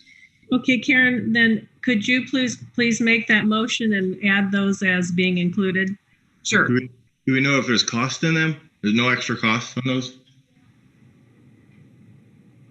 The dual credit ones, the cost is passed on to the students, I believe. That's correct. There's no additional cost for 323. Except for what? Free reduced lunch students? Yeah, that's at a rate, when they're those online courses, a $50 rate for those courses, not full ICC tuition. And for the free and reduced lunch, that's paid by ICC. It's not paid by the district. Okay, may I have that motion? Okay, I move to approve the new Dunlap High School course approvals as presented with the addition of dual credit classes, Philosophy 112, Communications 110, Math 110, and Math 111. Very good. May I have a second, please? Second. Thank you, Mrs. Henry. Any discussion? Did we decide the book cost on the environmental science one? There still will be the book costs on the environmental science one. So that is what is quoted there in the action item. So that would be right around $3,500 for the books on that and shipping if we were to have 15 students take that class. So that's at the minimum for that class. Is it possible we should raise the minimums of the classes? That would, we've been doing some data analysis on that. That would greatly affect some of our programs and whatnot, but that is something that we've sent out if we want to talk about that further. That's going to take a lot more discussion to do that, Tim, because a lot of our AP classes run at 15, 16, 17. So that would definitely be a significant change if you decide to raise those minimums. But as far as the cost on the AP environmental is concerned, we won't have that class or send a teacher to get trained or buy books for that class if we don't have the minimum 15. And if we have 15 more students in an AP science class, I think that's great for the students and great for Dunlap High School. Plus, as I've mentioned before, it keeps us on the AP honor roll moving forward because we have more offerings. Whether a student takes them or not, they are available. So it's something to keep in mind. It's not the end all by any means, but it's something to keep in mind. And if we don't have the minimum, then we don't offer the course, correct? That is correct. We won't run that for less than 15 on a new AP course. Now, we have ran the AP courses that have been on the books for a while, and kids are counting on those. We have ran those at 13 or 14 if we have the personnel. But for a new course like this, we would not run that for less than 15 students. So how can you keep adding classes and not add more teachers? Doesn't that make you thin sometime? Your teachers don't they get thin and how to cover all those classes? It all depends on class size and numbers. I mean, and we divide those sections up by the number of teachers we have. There may be some classes that are running low popularity and some classes wanes and they go for different classes. So it's always fluctuating a little bit, but we don't add staff for that. No. Okay. Okay, I have a motion on the table. And a second, I think. I did. Okay, so that was Mrs. Disher and Mrs. Henry. Any more discussion? Roll call vote, please. Disharum? Aye. Henry? I would just like to say that I am for most of these courses, but not for all of them. So I am going to vote no. Feldman? Aye. Holshouser? Aye. Humbles? Aye. Wagenbach? I'm going to say no. Wisdom? Mike? You're muted. Can you hear me now? Aye. Okay, thank you. This was a literacy problem. Sorry.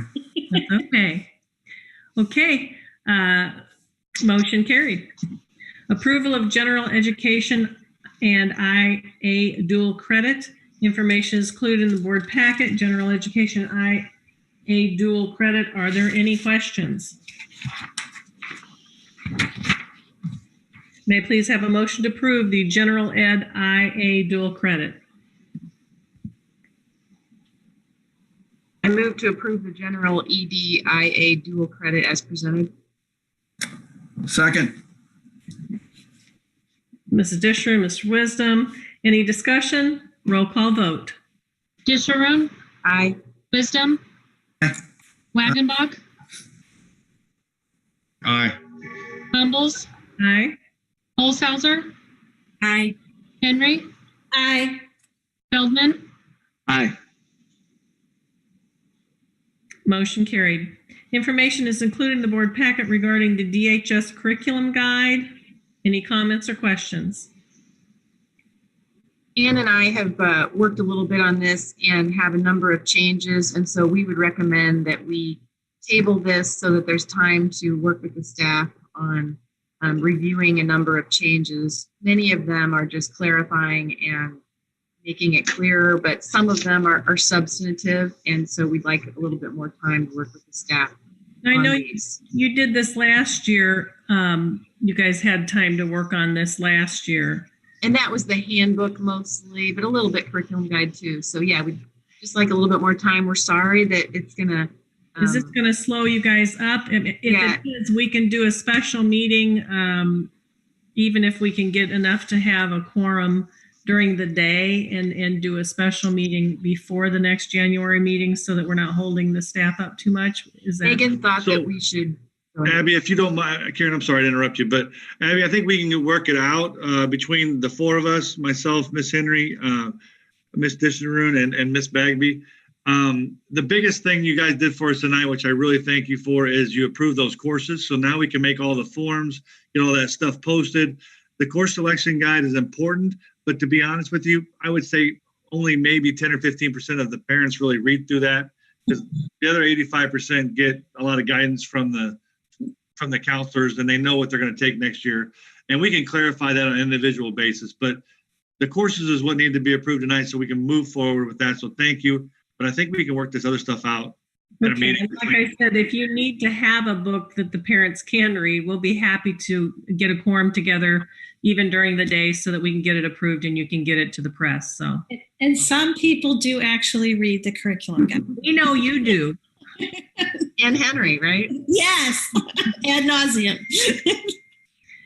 Okay, and thank you, ladies, for your work on that. I know you guys take a look at that, and I appreciate the time and effort that our administrative team has put into that as well. So I guess we're going to table that so that you can look at it a little bit. So this motion for that, Abby? Yeah, we do need a motion to table it, and a second, please. I motion to table the curriculum guide until the next meeting or sooner if needed. Is that close enough? Sure. Okay. Do I have a second? I'll second. Okay, this concludes the action item portion of the meeting. We need to vote on that motion. Oh, I'm sorry. Any discussion? Roll call vote. Henry, Aye. Disharum, Aye. Feldman, Aye. Olshauser, Aye. Humbles, Aye. Wagenbach, Aye. Wisdom. Aye. Very good. Now, may I have a motion to adjourn to closed session, and then we will take a 5-minute break and return. I move to adjourn to closed session for the following purposes as stated in the Open Meetings Act: the appointment, employment, compensation, discipline, performance, or dismissal of specific employees, student disciplinary cases, collective negotiating matters, discussions of minutes of meetings lawfully closed, and the purchase or lease of real property. May I have a second, please? Second. Thank you.